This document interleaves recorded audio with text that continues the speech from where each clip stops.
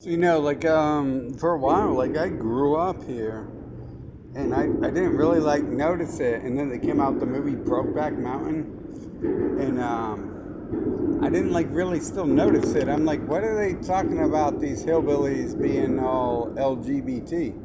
And it's like it took me like 40 years of education and knowledge and seeing the world with my eyes to see this is the LGBT capital of the world we're in right here. I mean, you can just look it up and see Israel, and this city is Columbus, Ohio, is the LGBT capital of the world. And what is this city here, Columbus, Ohio? What is this LGBT capital of USA in the world? It is people, who listen to country music, and they's from the hills and all that, and some of them are from the city, and so it's a conglomeration of people who are knew something and used to do work, and they come to a place where they can be lazy and do nothing. And then some other people who are like parasites, who are the LGBT capital of the world now, Israel, New York. So you have Columbus, Ohio. You have Israel, which is New York is Israel's capital, and then you have these other people. I guess they say it's West Virginia. So what you have is you have literally the whole Brokeback Mountain saga unfolds in this nation, in the city. You can drive through the city, and they have these streets lined with rainbow-colored lights for like 2 decades and stuff. And the only people to ever dethrone them, they dethroned California, Sacramento, from the 80s, I think. And then Israel dethroned them. So Israel is New York. Israel is Columbus because it's Lex Wexner's city. And you can just, the whole nation is Israel. But that's a whole nother thing where you got to study empires for like 4,000 years. And where they fled to is they were being destroyed, and people attempted to eradicate them and what they do.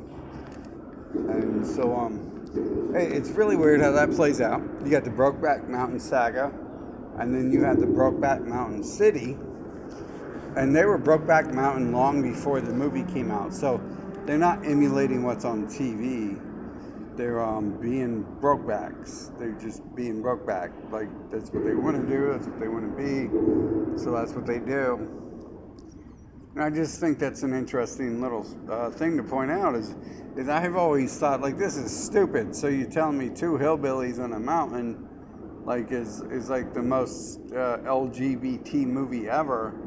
I don't get it. And I thought hillbillies were Christians and they would kill people like that. But then I didn't realize all along I'm living into this city of Brokeback colonization, whatever you want to call it, because there's no mountains around here. They would die of exhaustion if there's a mountain to walk up. But I just thought that was an interesting little thing. I eventually noticed they made this movie about Brokeback hillbillies, and then I didn't even notice and correlate that I am in the city of Brokeback hillbillies. And I always kind of wondered, what's the point of this? They're trying to defame these people, and it's no, that is these people. They're not trying to defame them. They became that way long before the movie was put out, or encourage them, defame or encourage them. And it's this is a good way to end LGBT Pride Month. I'm reporting from the LGBT capital of the world, and LGBTP capital of the world, where we have Jeffrey Epstein's best friend Lex Wexner, his co-worker, who provided him with brothels to rape children in. And we have him running, inventing most of the buildings, and in fact, several sectors of the city have been him with all his grand money. He's also a warmonger who has staged wars against the world. That's his real job. He just provided money to Jeffrey Epstein to blackmail world leaders with with child sex tapes and stuff like that. So, but still, it's like he's working directly with him. This is like he's probably far above him. More is more important than pedophilia.